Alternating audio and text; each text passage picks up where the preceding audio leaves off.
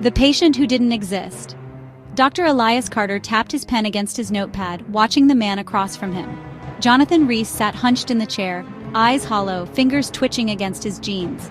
His voice was strained, exhausted. "They're erasing me." Dr. Carter kept his expression neutral. Paranoia? Delusions of persecution.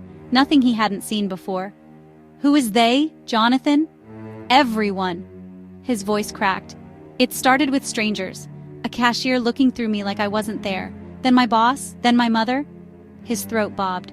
"She looked right at me and said, 'Sorry, do I know you?'" A chill crawled up the back of Carter's neck. He pushed it down, nodding.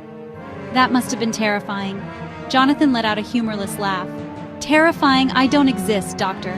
He rubbed at his arms, skin raw. "Every day, more of me disappears. My name is gone from the system at work. My landlord swears I never signed a lease. Today, I woke up and my reflection—" He hesitated, voice dropping to a whisper.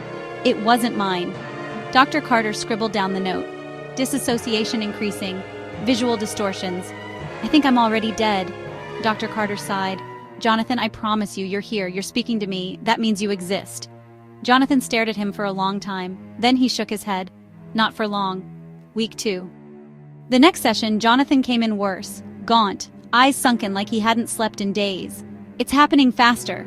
His hands trembled as he gripped the arms of the chair. "Yesterday, I tried to buy food and my credit cards didn't exist. My ID? Blank. Like it had never been filled out. No date of birth, no name, just a fucking photo of someone I don't recognize." "Someone you don't recognize?" Jonathan swallowed hard. "Doctor, I don't think that photo is me." Dr. Carter felt a pulse of unease in his chest but pushed it down. "We can help you, Jonathan. These are clear symptoms of—" "No," he cut in. "You don't understand. The world is deleting me." The desperation in his eyes was suffocating. But Dr. Carter had seen desperation before. He prescribed antipsychotics, scheduled another appointment, and reassured him that everything could be fixed. He never should have been so sure. Week 3. Jonathan never showed up. Carter called his number, disconnected. Went by his apartment, empty. The landlord swore no one by that name had ever lived there.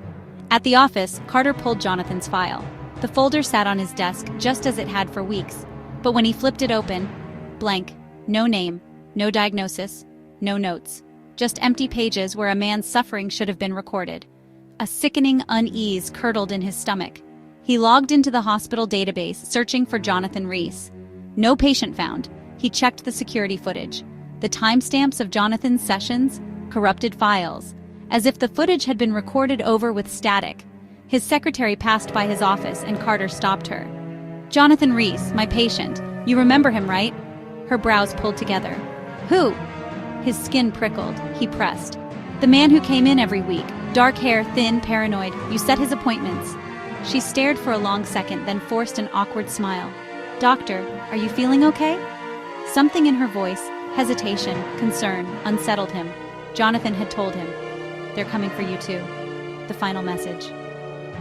That night, a note appeared on Carter's desk. It wasn't typed, it wasn't emailed. It was handwritten in a jagged, desperate scrawl. "Dr. Carter, by the time you read this, I'll be gone. You might be the last person who remembers me, but not for long. They'll erase me from your mind, from your notes, from existence. Forget me before they make you forget yourself." There was no signature, just a dark smear where the pen had pressed too hard. Dr. Carter sat frozen, the paper trembling in his hands. Outside his office, the hallway lights flickered, and when he looked up at the window, his reflection blinked at him, a second too late.